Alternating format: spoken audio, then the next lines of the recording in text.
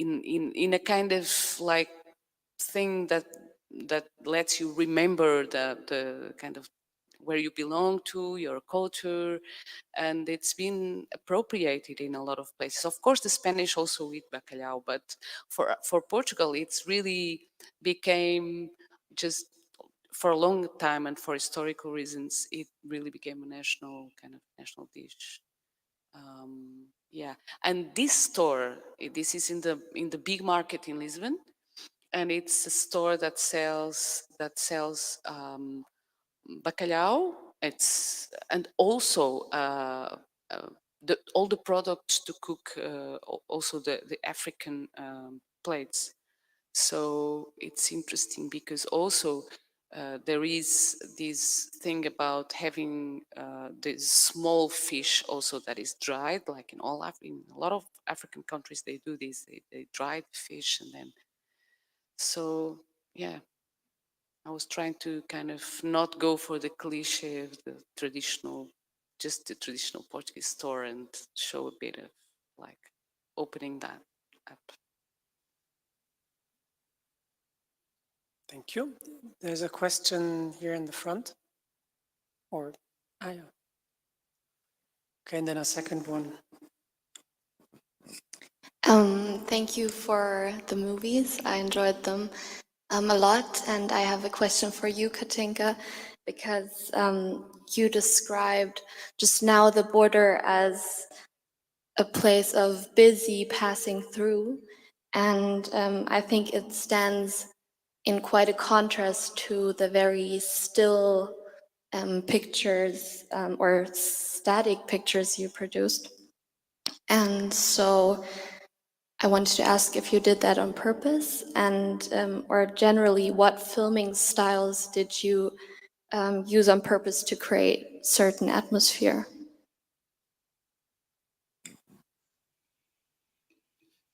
Yeah, really good question. I have indeed thought about this a lot. Also about like the many completely different films that you could have made about this one area. One of the results that I made the film the way I did it now was that right now I think like the next movie I'm gonna make, I really want people in it again. But also I really like this experiment to me to kind of try and have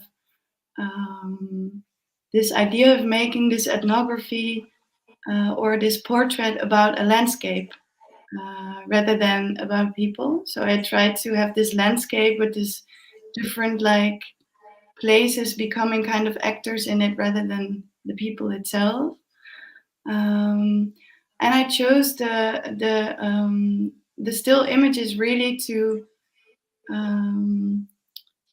contrast this passing by and to really try and see like what is there when you actually stand still and you don't move over this border and you're not one of these passersby that moves through the area.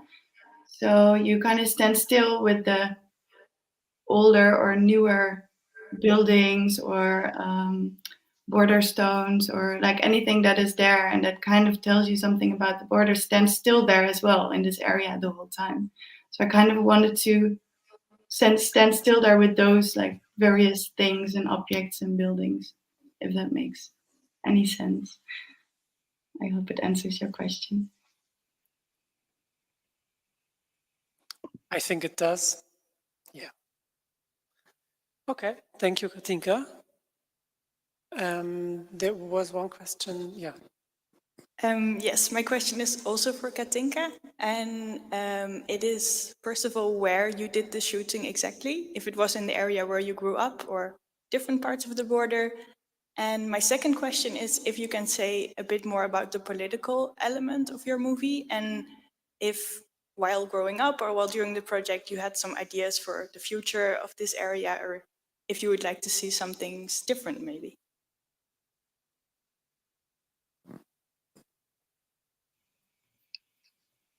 I forgot the first one. You- like the location. I grew up in Maastricht, so I'm really interested in where Yeah. exactly that was. Yeah, no, this specific area is really the specific places where I myself grew up. So again, this was a choice of like choosing a specific area which is near Nijmegen on the Dutch side and near Kranenburg, Kleve, Wieler, Züfflich, Miel on the German side. So it's literally the places that I knew from growing up. In that sense, it was also, I think, the first time that I really did something that close to home and in the end also personal. And then it starts getting confusing sometimes because you're used to make films in places far away or research projects and really delve into other people's lives. Well, now you're kind of like in your own life, which is also interesting.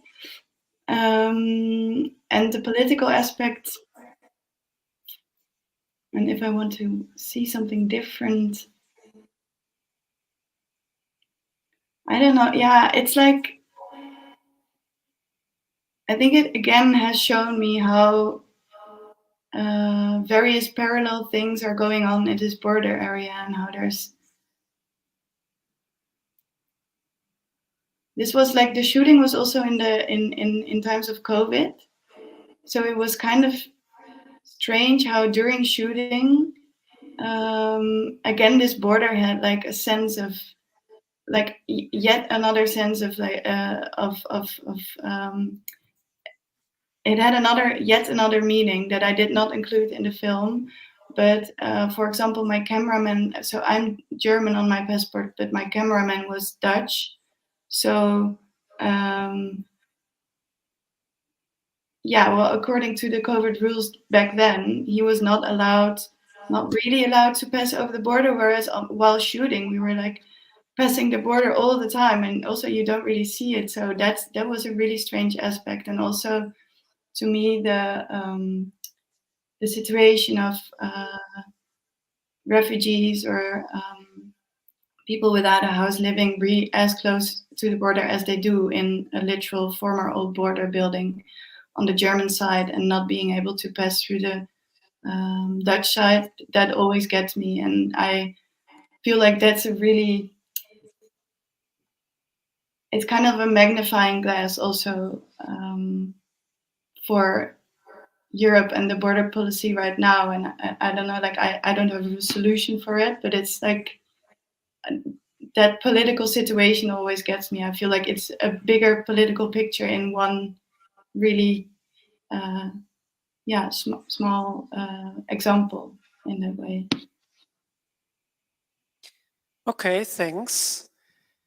I'd say we take one or two short last questions and then we give you the opportunity to talk to the filmmaker in private here, but go to the break then.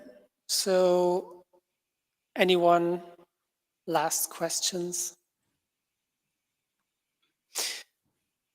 If not, Catarina, I have one. I was surprised about the Christmas dinner. I was a bit surprised about the Christmas dinner at first. This is something very particular and somehow also intimate. Can you tell us a couple of words? Yeah. That scene is my family. It's I set an old thing with a friend filmmaker. She was filming her Christmas dinner, and she was showing everything, how to cook and how to do this and that, and everything was very well, but it lacked this feeling of of Christmas dinner. So I had this material I shot just not thinking about the film, but thinking about researching maybe for the film, and then in the end we use this bit of the Christmas dinner, which I think it's like everyone is making fun of the fact that I'm filming this because of codfish. So everyone starts singing when the codfish comes into the table, which is not a tradition in Portugal.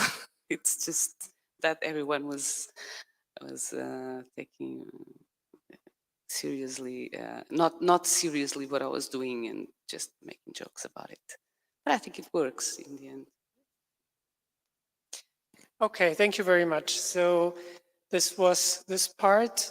Take the opportunity and talk to Catarina, and thank you very much, Katinka, for coming, joining us. Enjoy the break.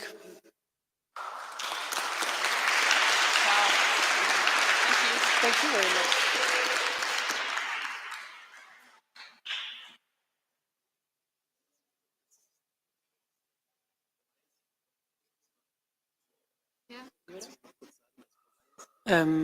Katinka